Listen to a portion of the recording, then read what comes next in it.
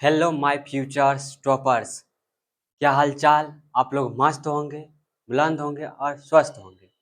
बच्चों, आप लोगों को स्वागत करता हूँ अपना क्लासेस सनातन क्लासेस में। बच्चों, आप लोगों को ए अमर सर का बहुत बहुत नमस्कार। बच्चों, हम जो है आप लोगों के लिए क्लास 10th के लिए जो है वीडियो बना रहे हैं। बहुत वीवीआई वीडियो, मतलब हम ऐसे पढ़ाते हैं कि सीधे ब्रेन में सेट कर जाता है। आप लोग जानबे करते हैं, इसमें हमको बोलने की कोई दरकार है ही नहीं। तो बच्चों, आज जो है लेक्चर जो है 5, आज जो है हम स्टार्ट करने वाले हैं लेक्चर 5 को स्टार्ट करेंगे। और लेक्चर 5 को स्टार्ट करने से पहले हम लेक्चर 4 को रिवीजन करेंगे।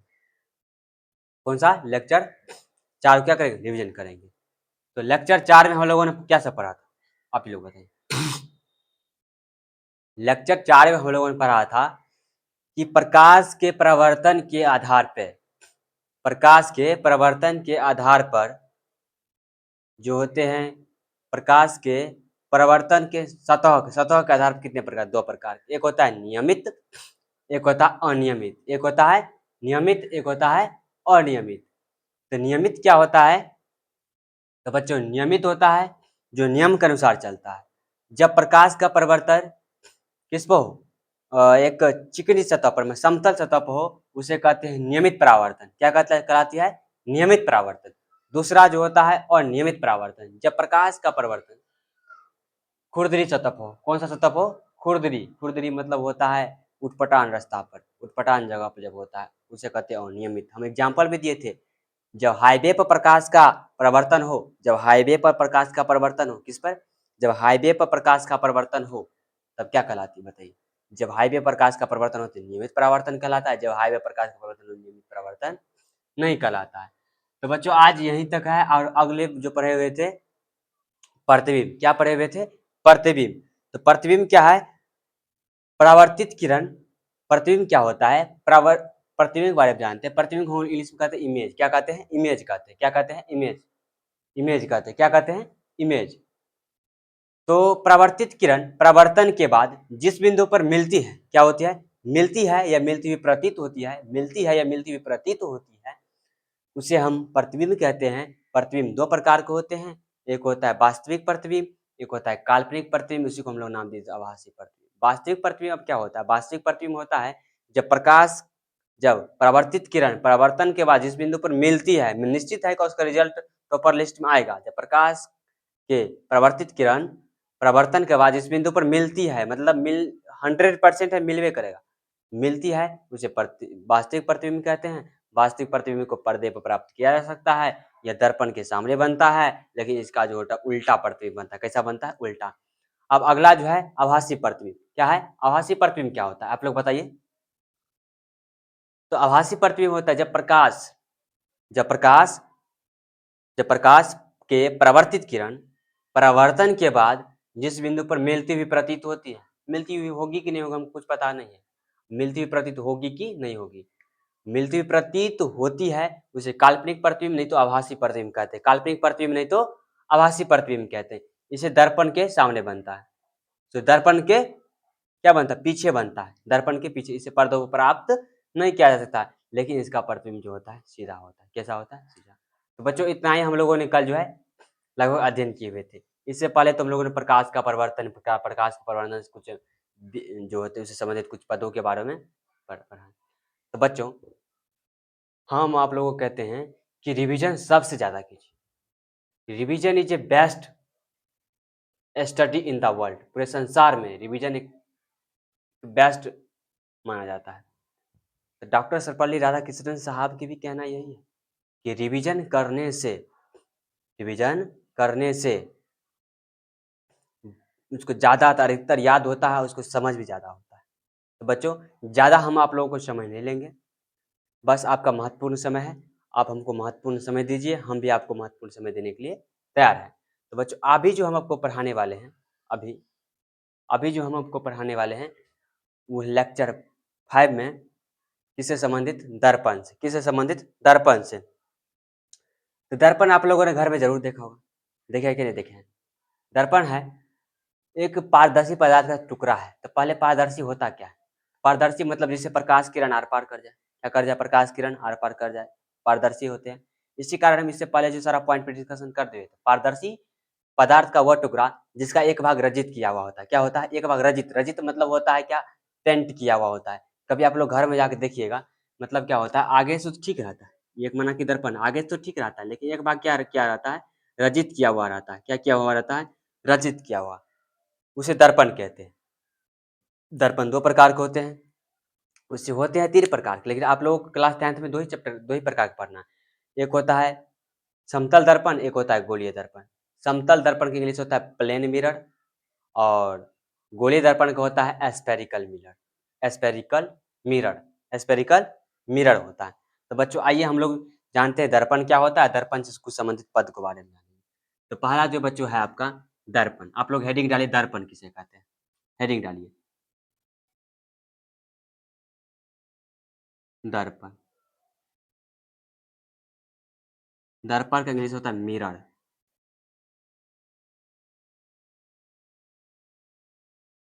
क्या होता है आपका? मिरर होता है, मिरर। तो आपसे पूछेगा दर्पण क्या होता है? पारदर्शी पदार्थ का वह टुकड़ा जिसका एक भाग क्या होता है? रजित किया हुआ रहता है। जिसका एक भाग क्या है? रजित किया हुआ है। लिखेंगे पारदर्शी पदार्थ का वह टुकड़ा, पारदर्शी पदार्थ का वह टुकड़ा जिसका एक भाग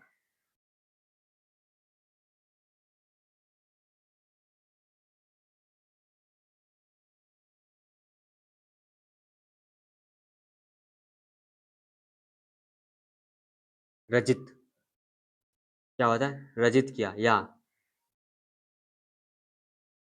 रंगा।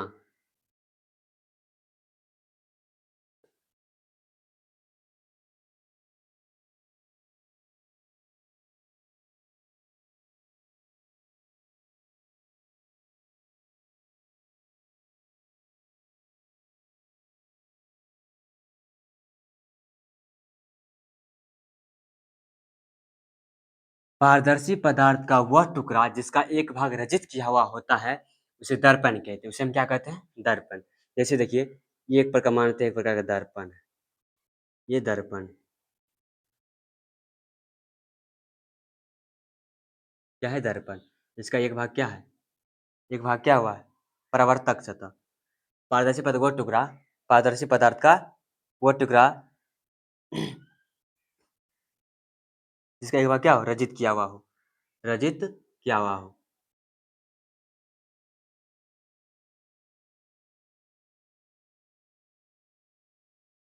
रजित, रजित, रजित मतलब रंगा हुआ हो, रजित हुआ। हाँ, रजित किया हुआ होता है, रजित किया, रजित किया हुआ होता है, तो उसे कहते हैं दर्पण। ये क्या है? रजित भाग है। कौन सा भाग है? रजित, रजित, रजित। कौन सा भाग होता है? रजित भाग होता है। कौन सा भाग होता है? रजित भाग। ये आपका होगा परावर्तक सतह। कौन सा सतह हो गया? हम पढ़ाए हैं परावर्तक सतह। ये आपका हो जाएगा परावर्तक, परावर्तक सतह। तो बताइए दर्पण किसे कहते हैं? पारदर्शी पदार्थ का वह टुकड़ा जिसका एक भाग रजित किया हुआ होता है, किया हुआ होता है, उसे हम मिरर दर्पण कहते हैं। उसे हम क्या कहते हैं? दर्पण। दर्पण दो प्रकार के होते हैं, एक होता है समतल दर्पण, एक होता है गोलीय दर्पण। आइए लिखते हैं दर्पण के प्रकार। क्या लिखेंगे अब? दर्पण के प्रकार लिखते हैं।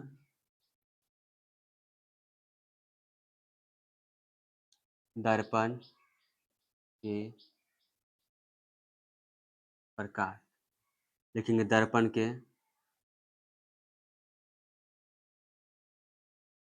दो प्रकार होते हैं, दो प्रकार होते हैं। दर्पण के दो प्रकार, कितने प्रकार? दर्पण के दो प्रकार। पहला जो आपका है समतल दर्पण, कौन है? समतल दर्पण जिसका इंग्लिश होता है plane mirror. Plane MIRROR plane mirror. उसके बाद अगला जो होता है आपका दर्पण, अगला आपका समतल दर्पण प्लेन मिरर बोला जाता है। अगला जो दर्पण होने वाला है आपका गोलीय दर्पण।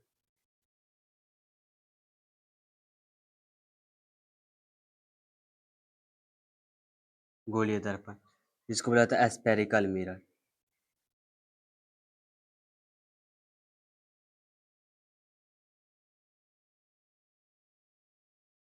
ठीक है, क्या है स्फेरिकल मिरर। तो बच्चों पहला है आपका दर्पण, पारदर्शी पदार्थ का वो टुकड़ा जिसका एक भाग रचित किया हुआ होता है। क्या होता है? रचित किया हुआ होता है, उसे दर्पण कहते हैं। दर्पण दो प्रकार के होते हैं, एक समतल दर्पण, एक गोलीय दर्पण। क्या होता है? समतल दर्पण है तो गोलीय दर्पण। तो आप लोगों को यहाँ तक समझ में आ गया होगा। तो अब हम आगे पढ़ेंगे कि समतल दर्पण क्या होता है और गोलीय दर्पण क्या होता है। तो बच्चों यहाँ तक आप लोग नोट डाउन कीजिए।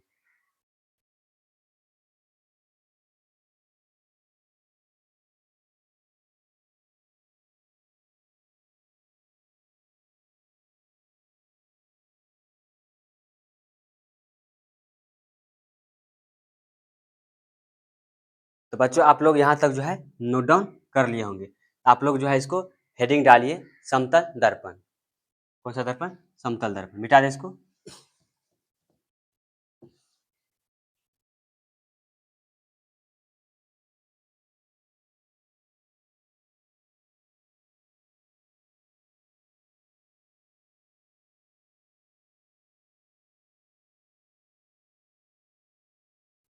समतल दर्पण डालिए। क्या है? समतल दर्पण।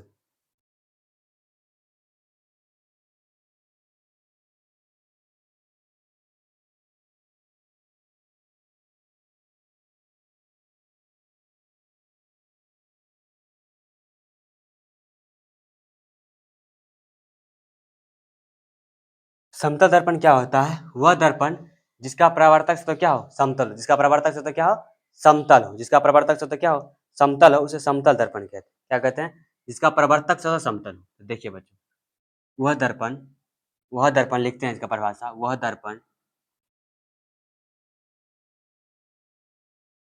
दर्पण जिसका परावर्तक सतह समतल हो। परावर्तक सतह समतल हो, उसे समतल दर्पण कहते हैं। क्या कहलाता है? वह दर्पण जिसका परावर्तक सतह समतल हो। जिसका परावर्तक सतह क्या हो? समतल हो, उसे समतल दर्पण कहते हैं। तो समतल दर्पण को कैसे बोला जाता है कि समतल दर्पण है कि उसका परावर्तक सतह क्या होता है? नाम ही देखिए यहाँ पता चले समतल दर्पण। वह दर्पण जिसका परावर्तक सतह क्या हो? समतल हो। तो बच्चों आइए हम लोग इसका फिगर बनाते हैं। देखिए एक समतल दर्पण है, ठीक है, ये इस प्रकार है, ठीक है। एक भाग को रजित कर देते हैं। क्या कर देते हैं? रजित।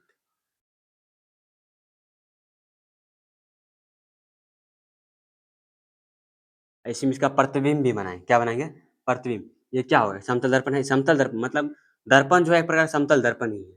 तो देखिए यहाँ पे ये समतल दर्पण हो गया। अब देखिए यहाँ पर क्या होता है, एक किरण यहाँ पे फिर गुजारेगी। गुजारने के बाद एक जो है फिर यहाँ से एक इधर हो जाएगा और फिर एक जो है यहाँ से इसके पास में। देखिए एक इधर हो गया, यहाँ यहाँ जो होगा ये वाला देखिए आपका यहाँ से यहाँ तक की दूरी क्या कहलाती है? यू कहलाती है। क्या है? यू है। उसके बाद देखिए एक यहाँ पर जो आपको बनेगा, ये प्रतिबिंब बन रहा है कि नहीं बन रहा है? देखिए ये प्रतिबिंब बनने के बाद देखिए यहाँ पर ये बनने के बाद जो होता है फिर यहाँ से रिटर्न आ गया। देख रहे हैं ना? देख रहे हो विनोद क्या सब चित्र है इसमें? देख रहे हो ना विनोद? यू, ये हो जाएगा यू, ये हो जाएगा भी, ये हो जाएगा यू, ये हो जाएगा भी। यही समतल दर्पण का है। इसे हम यू को बोलते हैं वस्तु की दूरी। ये क्या है? एक प्रकार का यहाँ से यहाँ तक है वस्तु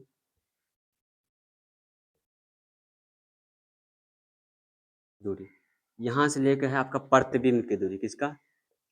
प्रतिबिंब की दूरी, मतलब यू को बोला जाता है वस्तु की दूरी और प्रतिबिंब की दूरी।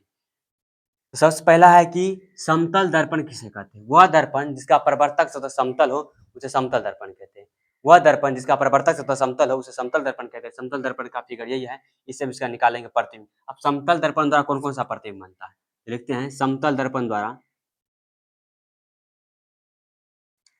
समतल दर्पण द्वारा बनने वाले प्रतिबिंब। तो आपका सबसे वीवीआई क्वेश्चन यहाँ से पूछेगा समतल दर्पण से बनने वाला प्रतिबिंब क्या सब हो सकता है? समतल दर्पण क्या होता है? दर्पण के पीछे, समतल दर्पण का जो प्रतिबिंब होता है वो दर्पण के पीछे बनता है। मतलब समतल दर्पण से बनने वाला प्रतिबिंब कैसा होता है? तो समतल दर्पण से जो बनने वाला प्रतिबिंब होता है वो दर्पण के पीछे बनता है, दर्पण के सीधे बनता है, और क्या होता है? प्रतिबिंब आभासी होता है। तो ये जो सब समतल दर्पण जो है इसका प्रतिबिंब दर्पण के पीछे बनता है, और कैसा होता है? प्रतिबिंब सीधा बनता है और आभासी बनता है, वस्तु के आकार के बराबर बनता है। तो वस्तु के आकार के बराबर बनता है, किसके आकार का? वस्तु के आकार का बराबर बनता है। वस्तु के आकार का क्या बनता है? बराबर बनता है। तो देखिए समतल दर्पण द्वारा बनने वाले प्रतिबिंब, समतल दर्पण द्वारा पहला जो है, पहला जो होगा जी, समतल दर्पण द्वारा जो प्रतिबिंब बनता है, प्रतिबिंब दर्पण के पीछे बनता है। प्रतिबिंब प्रतिबिंब दर्पण के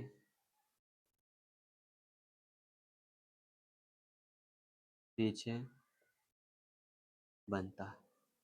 क्या बनता है? दर्पण के पीछे बनता है। अगला देखिए चित्र के माध्यम से समझाएंगे। प्रतिबिंब दर्पण के पीछे बनता है। प्रतिबिंब प्रतिबिंब कैसा होता है? प्रतिबिंब सीधे होती है,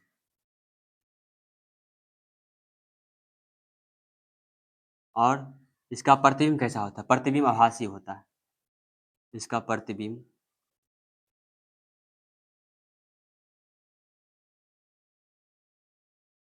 आभासी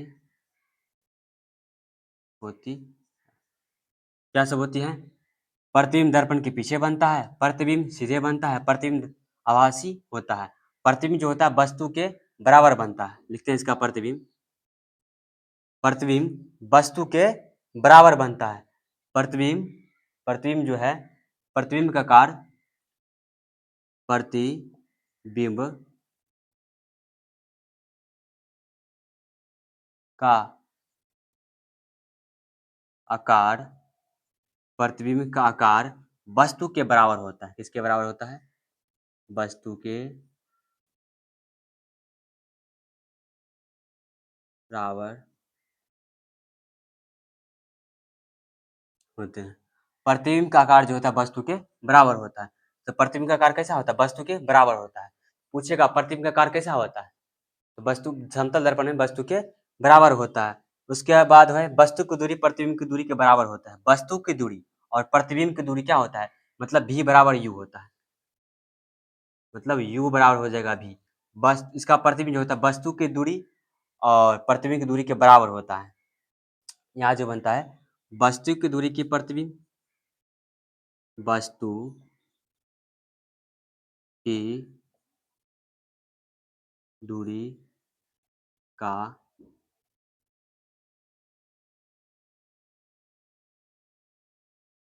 वस्तु की दूरी का प्रतिबिंब, वस्तु के दूरी का प्रतिबिंब, वस्तु की प्रतिबिंब, वस्तु की प्रतिबिंब, वस्तु की प्रतिबिंब दूरी के बराबर होते हैं। क्या होते हैं? इसके बराबर होते हैं।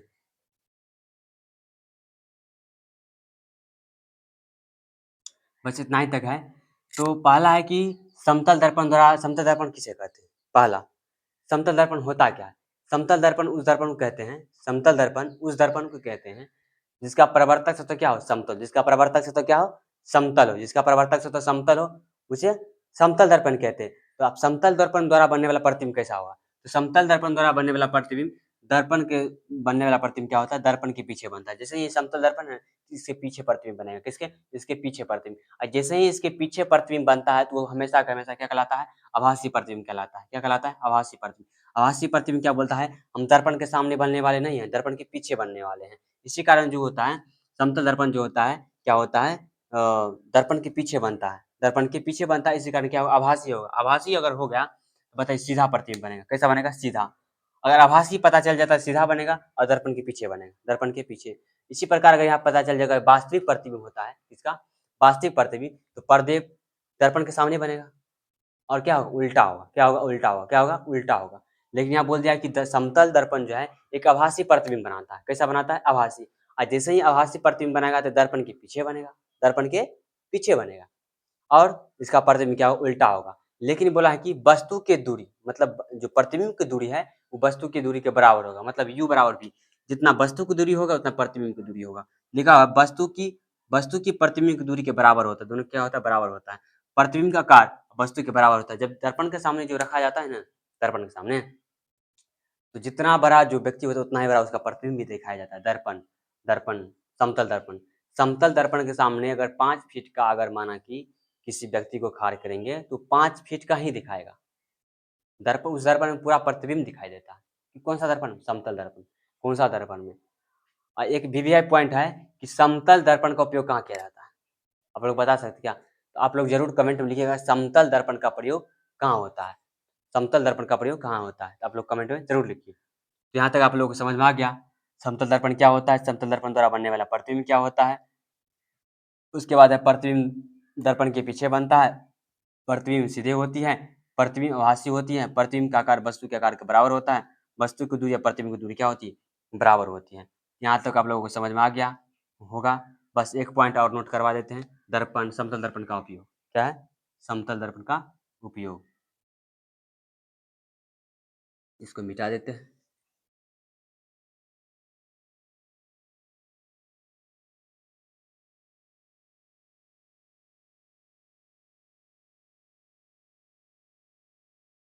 समतल दर्पण का उपयोग। समतल दर्पण का उपयोग जो होता है चेहरा देखने।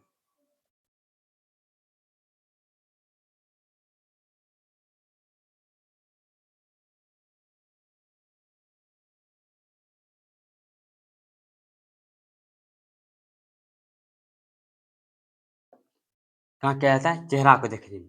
तो समतल दर्पण जिसका परावर्तक सतह समतल हो, समतल दर्पण कहते हैं। समतल दर्पण द्वारा बनने वाला प्रतिबिंब इसका आभासी प्रतिबिंब होता है। आभासी प्रतिबिंब होता है दर्पण के पीछे बनेगा। दर्पण के पीछे बनेगा तो सीधा प्रतिबिंब बनेगा और इस वस्तु के बराबर बनेगा। वस्तु का आकार के बराबर, वस्तु की दूरी प्रतिबिंब की दूरी, दोनों की क्या दूरी क्या होती है? बराबर होती है। इसका उपयोग हम लोग चेहरा देखने में करते हैं। तब तक यहाँ तक आप लोग नोट डाउन कीजिए। अब अगला जो हम लोग पढ़ाएंगे गोलीय दर्पण।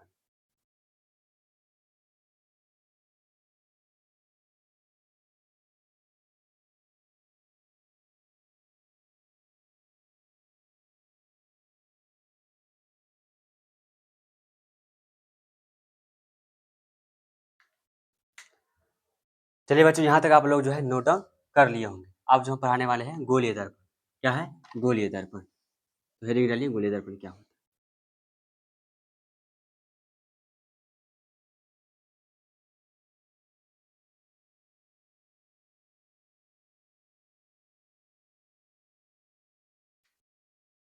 क्या है आपका?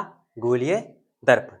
बच्चों आइए हम हेडिंग डालते हैं गोलीय दर्पण क्या होता है। दूसरा जो होने वाला गोलीय दर्पण।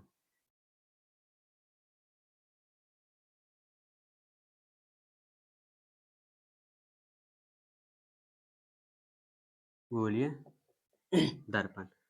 गोलीय दर्पण इंग्लिश होता है स्फेरिकल मिरर। वह दर्पण जिसका खोखला गोला भाग होता है। क्या होता है? जिसका खोखला गोला भाग होता है उसे हम क्या कहते हैं? गोलीय दर्पण कहते हैं। वह दर्पण जिसका एक खोखला गोला सा भाग होता है उसे हम कहते हैं गोलीय दर्पण। वह दर्पण जिसका खोखला गोला भाग होता है, क्या होता है? जिसका खोखला गोला भाग होता है। देखिए वह दर्पण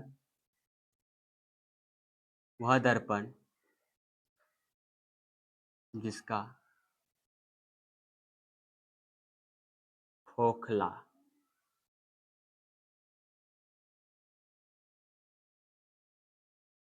गोला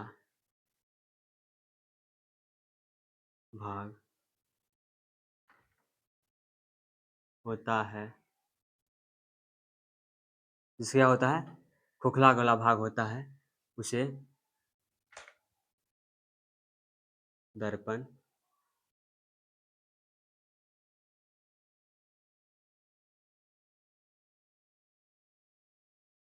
गोलीय दर्पण। वह दर्पण जिसका खोखला, खोखला मतलब खोखला गोला भाग होता है, उसे हम कहते हैं गोलीय दर्पण। आइए हम एक फिगर से समझते हैं। एक फिगर बनाते हैं, समझते हैं एक प्रकार का। क्या है एक प्रकार का? यह है। देखिए एम क्या होता है? एक भाग रचित किया होगा। क्या होगा? एक भाग। मानते हैं, चलिए यही भाग हम रचित कर देते हैं, खोखला गोला भाग हो। इसे बना सकते हैं, और नहीं तो देखिए ऐसे कर दीजिए।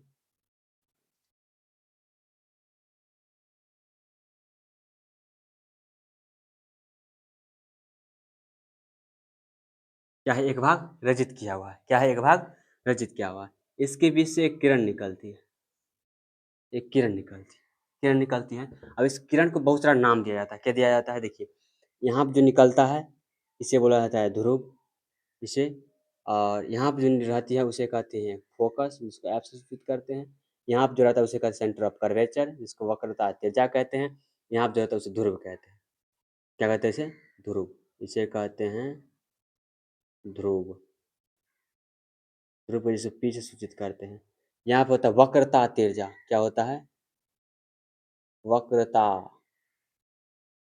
तिर्जा। ये हो जाएगा फोकस। क्या है? फोकस। क्या है? फोकस। यही है गोलीय दर्पण। वह दर्पण जिसका खोखला गोला भाग होता है उसे गोलीय दर्पण कहते हैं। यही खोखला गोला भाग है, इसके संदर्भ जो होते हैं इसे यह कहते हैं गोलीय दर्पण। यह चित्र है, किसका चित्र है? गोलीय दर्पण का। इसका है गोलीय दर्पण का। क्या है? गोलीय दर्पण का। वह दर्पण जिसका खोखला गोला भाग होता है उसे गोलीय दर्पण कहते हैं। गोलीय दर्पण दो प्रकार के होते हैं, एक होता है उत्तल दर्पण, एक होता है अवतल दर्पण। उसको हम कल पढ़ेंगे। आज समझते हैं कि गोलीय दर्पण से विभिन्न पद कौन कौन होते हैं, विभिन्न पद कौन कौन होते हैं उसके बारे में जानेंगे। देखिए पहला जो है गोलीय दर्पण के विभिन्न पद के बारे में जानते हैं। अगला हेडिंग डालिए गोलीय दर्पण के विभिन्न पद। विभिन्न पद, गोलीय दर्पण के विभिन्न पद। पहला जो होने वाला है ध्रुव। क्या है? पहला जो होगा आपको बच्चों ध्रुव होगा। क्या होगा? ध्रुव, जिसको पोल कहते हैं। क्या कहते हैं? पोल कहते हैं। गोलीय दर्पण के मध्य बिंदु को ध्रुव कहते हैं। क्या कहते हैं? गोलीय दर्पण के मध्य बिंदु को ध्रुव कहते हैं। लिखते हैं गोलीय दर्पण के मध्य बिंदु, गोलीय दर्पण के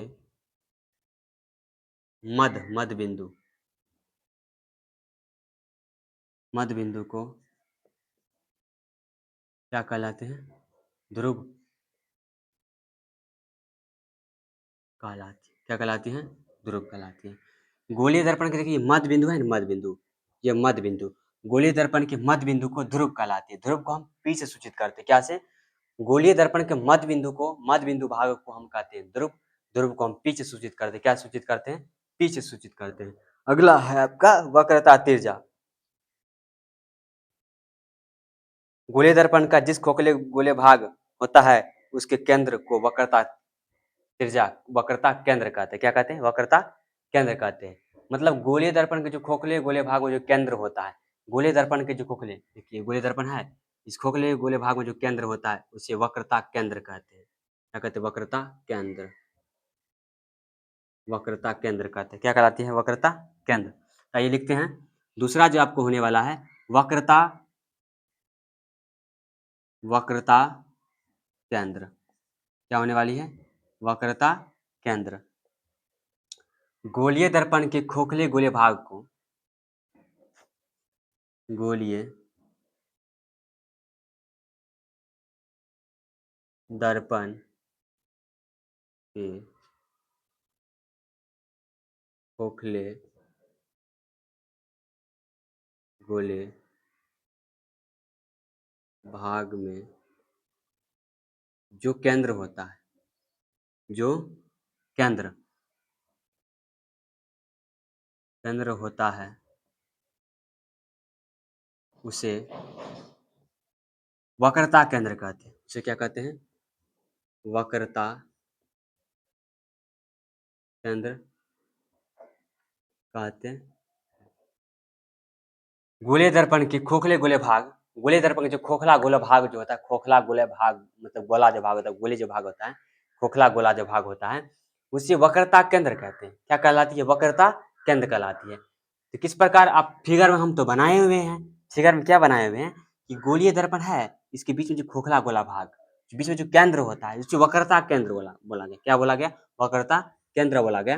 वक्रता केंद्र को हम सी से सूचित करते हैं। इसको इंग्लिश में कहते हैं centre of curvature. Centre of curvature. CURVATURE curvature. इसको हम सी से सूचित करते हैं। क्या सूचित करते हैं? सी से। याद रहेगा वक्रता केंद्र। क्या वक्रता केंद्र? पहला है ध्रुव। गोलीय दर्पण के मध्य बिंदु, गोलीय दर्पण के जो मध्य बिंदु का भाग जो होता है, मध्य बिंदु वाला उसे ध्रुव कहते हैं। अब तुम आपसे पूछेगा कि वक्रता केंद्र गोलीय दर्पण किसे कहते हैं? तो खोखले गोलीय दर्पण का जो खोखला गोला भाग में जो केंद्र होता है, केंद्र, उसे हम क्या कहते हैं? उसे हम कहते हैं वक्रता केंद्र कहते हैं। क्या कहलाती है? वक्रता केंद्र कहलाती है। ठीक है, यहाँ तक आप लोग नोट डाउन कीजिए। फिर आगे हम चलते हैं कि प्रधान अक्ष क्या होता है और मुख्य अक्ष क्या होता है। उसके बाद बात करेंगे वक्रता त्रिज्या के बारे में। फिर ये टॉपिक खत्म हो जाएगा। ठीक है, यहाँ तक आप लोग लिखिए।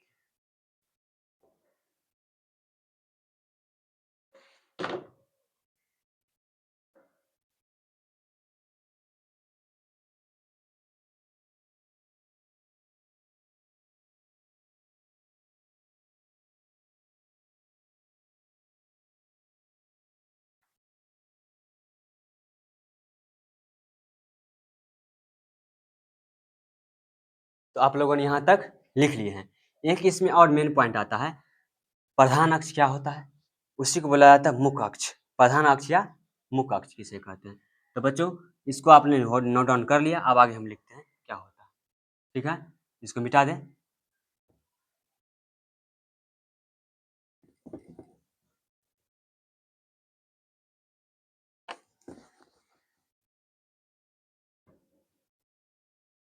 Principal axis. प्रिंसिपल एक्सिस ध्रुव और वक्रता केंद्र को मिलाने वाली सरल रेखा। ध्रुव और वक्रता केंद्र को ध्रुव और वक्रता केंद्र को मिलाने वाली रेखाखंड आपको कहलाती है। क्या कहलाती है बच्चों? ध्रुव। ध्रुव नहीं, प्रधान अक्ष, उसी को मुख्य अक्ष भी बोला जाता है। लिखते हैं बोर्ड पे। तीसरा जो होने वाला आपको बच्चों पॉइंट नंबर 3 लिखिए आप लोग। प्रधान अक्ष। प्रधान अक्ष उसी को बोला जाता है मुख्य अक्ष।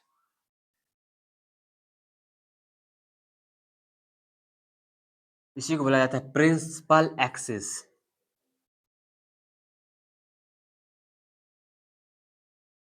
Principal axis.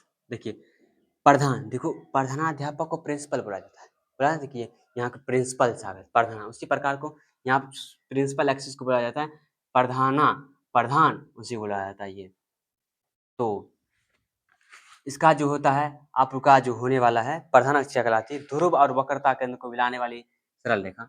आंसर लिखते हैं ध्रुव।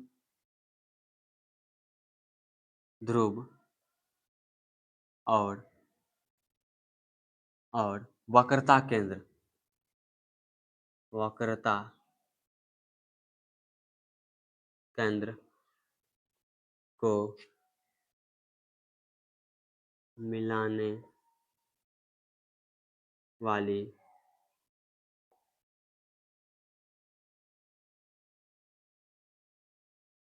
ध्रुव और वक्रता केंद्र को मिलाने वाली हाँ, मिलाने वाली रेखाखंड या सरल रेखाखंड, इसको सरल रेखाखंड अच्छा रहेगा, परिभाषा थोड़ा अच्छा होना चाहिए। सरल रेखा उसे प्रधान अक्ष कहते हैं। प्रधान अक्ष या मुख्य अक्ष।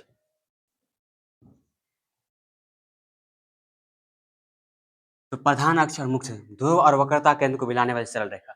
ध्रुव देखिए किस प्रकार, ये ध्रुव है, ये वक्रता केंद्र, इसको सरल रेखा जो मिलाती है ध्रुव से, जैसे एक फिगर है, क्या है देखिए, एक फिगर है, देखिए एक फिगर है, इसमें एक फिगर बना ली, यहाँ पर मानते हैं कि आपका है वक्रता केंद्र, यहाँ पर आपका ध्रुव, इससे जो सरल रेखा जो मिल गया, ये सरल रेखा जो मिल गया, ये सरल रेखा, इसी सरल रेखा को हम कहते हैं प्रधान अक्ष। क्या कहलाती है? प्रधान अक्ष कहलाती है। क्या कहलाती है? प्रधान अक्ष।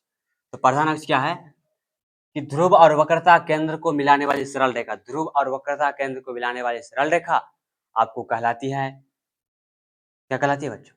बता सकते हैं आप लोग? क्या बताइए? प्रधान अक्ष कहलाती है, उसी को मुख्य अक्ष भी बोला जाता है। प्रधान अक्ष और मुख्य अक्ष बोला कहलाती है। अब अगला होने वाला है रेडियस ऑफ कर्वेचर, जिसको वक्रता तिर्य्या बोलते हैं। क्या बोलते हैं? वक्रता तिर्य्या। वक्रता तिर्य्या, इसका इंग्लिश होता है radius of curvature. Radius of curvature क्या होता है? Radius of curvature. तो रेडियस ऑफ कर्वेचर होता क्या है? ध्रुव और वक्रता केंद्र के बीच की दूरी, ध्रुव और वक्रता केंद्र के बीच की दूरी, ध्रुव और वक्रता केंद्र के बीच की दूरी क्या कहलाती है? तो लिखेंगे ध्रुव और वक्रता केंद्र के बीच की दूरी, ध्रुव और वक्रता केंद्र के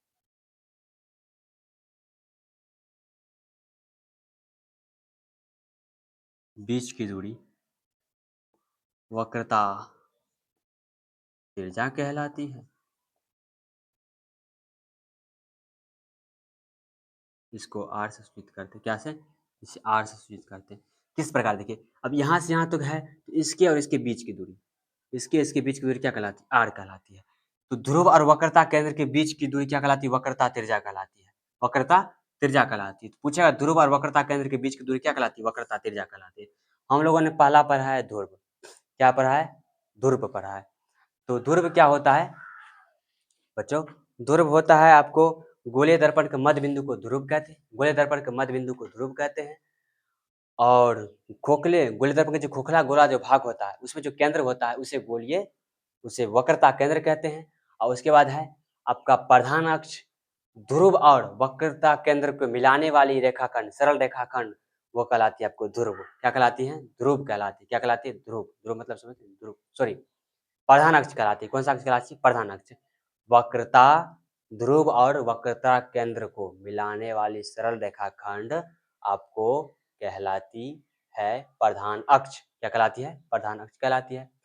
उसके बाद बच्चों अगला है वक्रता तिर्य्या। ध्रुव और वक्रता केंद्र के बीच की दूरी, ध्रुव और वक्रता केंद्र के बीच की दूरी क्या कहलाती है बच्चों? ध्रुव और वक्रता केंद्र के बीच की दूरी बताइए। वक्रता तिर्य्या कहलाती है। वक्रता तिर्य्या कहलाती है। वक्रता क्या कहलाती है बच्चों? आप लोग को जो है 2-4 बार इसको रिवीजन कीजिए। अब एक बच गया है मात्र आपका फोकस और फोकस दूरी, तो आप लोग इसको नोट डाउन कीजिए।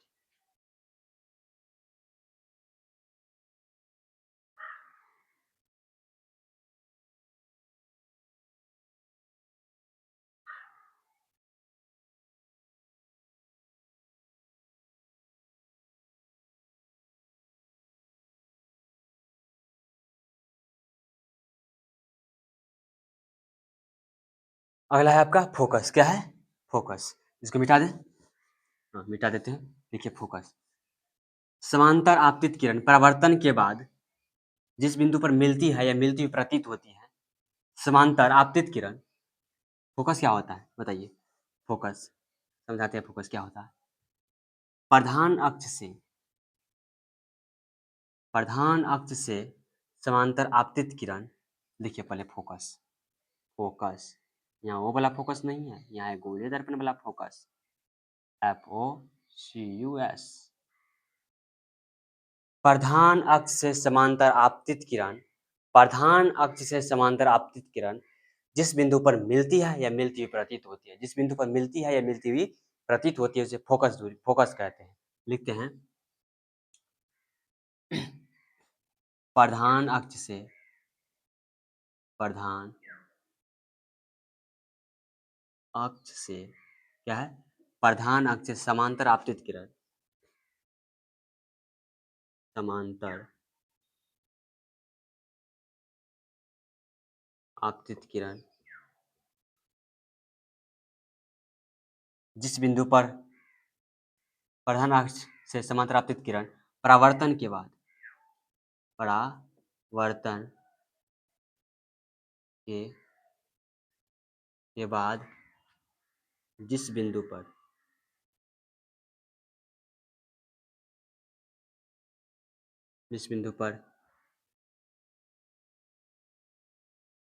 मिलती है या मिलती हुई प्रतीत होती है, मिलती हुई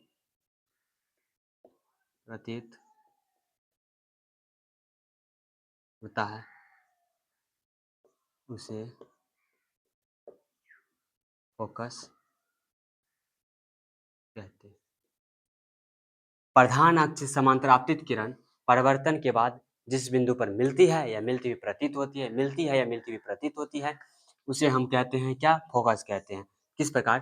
प्रधान अक्ष से समांतर आपतित किरण जिस बिंदु पर मिलती है या मिलती हुई प्रतीत होती है, उसे फोकस कहते हैं। क्या कहलाती है? फोकस कहलाती है। तो बच्चों आप इसको नोट डाउन कीजिए, फिर एक बच गया है फोकस दूरी। ठीक है,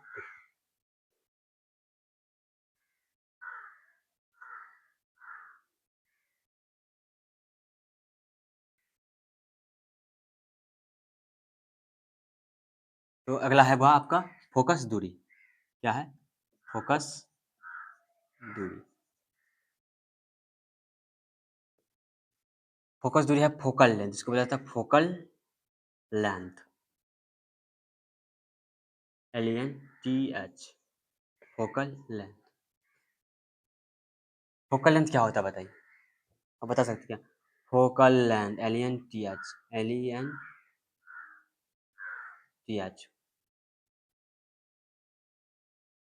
फोकल लेंथ। तो फोकल लेंथ क्या होता है? ध्रुव और फोकस के बीच की दूरी, इसका होगा ध्रुव और फोकस के बीच की दूरी, ध्रुव और फोकस के बीच की दूरी फोकस दूरी कहलाते हैं। क्या कहलाती है? फोकस दूरी कहलाती है। इसे F से सूचित किया जाता है। तो फोकस दूरी क्या कहलाती है? फोकस और ध्रुव के बीच की, इसके और इसके बीच की दूरी। फोकस और ध्रुव के बीच की दूरी क्या कहलाती है बच्चों? फोकल लेंथ कहलाती है। क्या कहलाती है? Focal length. तो पहला, इसका जो पहला जो है आपका, वो है फोकस दूरी। फोकस, फोकस क्या होता है? प्रधान अक्ष से समांतर आपतित किरण परावर्तन के बाद जिस बिंदु पर मिलती है या मिलती हुई प्रतीत होती है, उसे फोकस कहते हैं। अगला है फोकस दूरी, जिसको इंग्लिश में कहते हैं फोकल लेंथ। क्या कहलाती है? Focal length. फोकस, फोकस मतलब ध्रुव और फोकस के बीच की दूरी, ध्रुव और फोकस के बीच की जो दूरी होती है, ध्रुव और फोकस के बीच की जो दूरी होती है, फोकस दूरी कहलाती है। तो बच्चों आज तक जो है आप लोगों को यहीं तक रहेगा। अब कल जो है अगला जो है अपने लोग गोलीय दर्पण के प्रकार चलेंगे। उत्तल दर्पण, अवतल दर्पण, पहले उत्तल दर्पण पढ़ लेंगे, उत्तल दर्पण पढ़ लेंगे, तब चलेंगे अवतल दर्पण। ठीक है, एक बार रिविजन कर लेते हैं आज हम लोगों ने क्या-क्या पढ़ा। तो बच्चों आज हम लोगों ने पढ़ा दर्पण।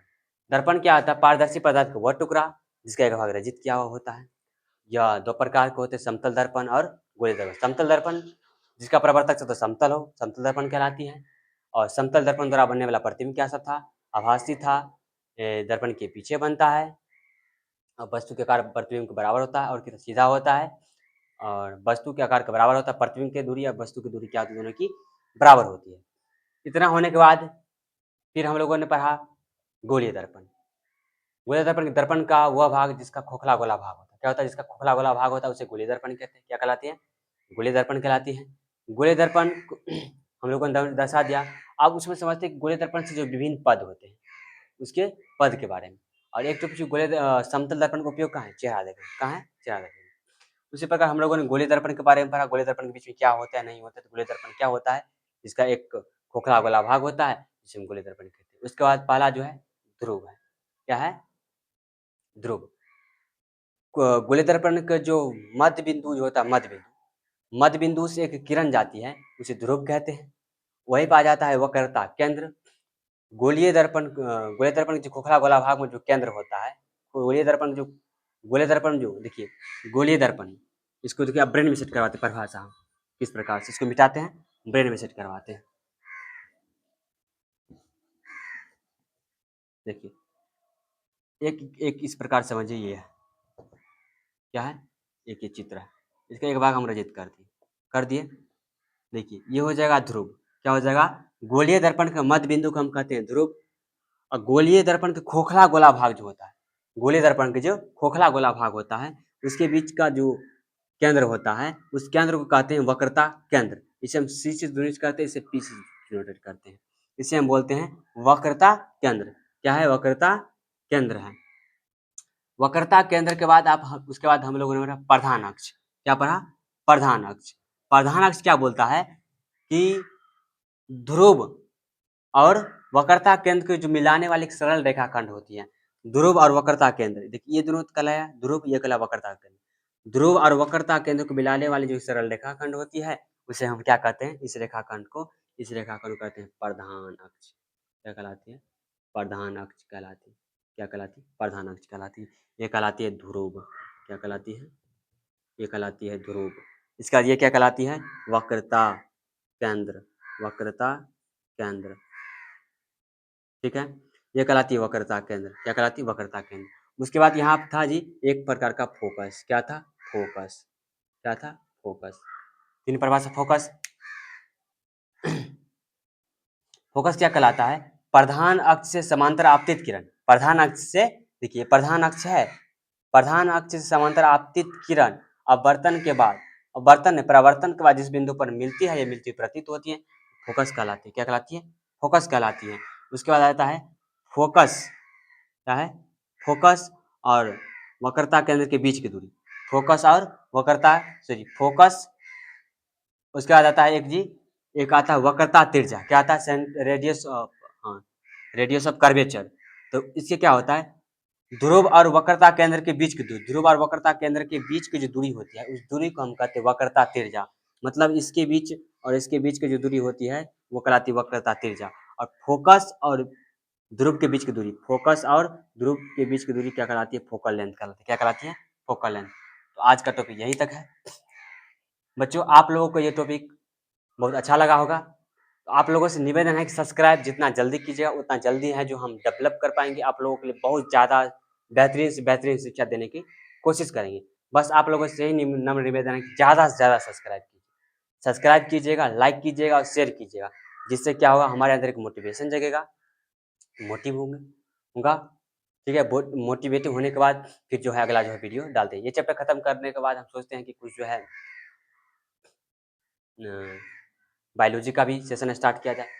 और क्लास 10 का हिंदी का जो मात्र एक ही चैप्टर डला हुआ है, बहुत जल्द ही आप जो है दूसरा चैप्टर हम डालने वाले हैं। ठीक है, तो आप लोग क्या रहिए, आप लोग स्वस्थ रहिए, मस्त रहिए, रिवीजन करते रहिए, पढ़ते रहिए। तब तक के लिए आप सभी को राधे राधे और जय हिंद, जय भारत, जय श्री राधे राधे। सब्सक्राइब कीजिए प्लीज़, सब्सक्राइब नाउ।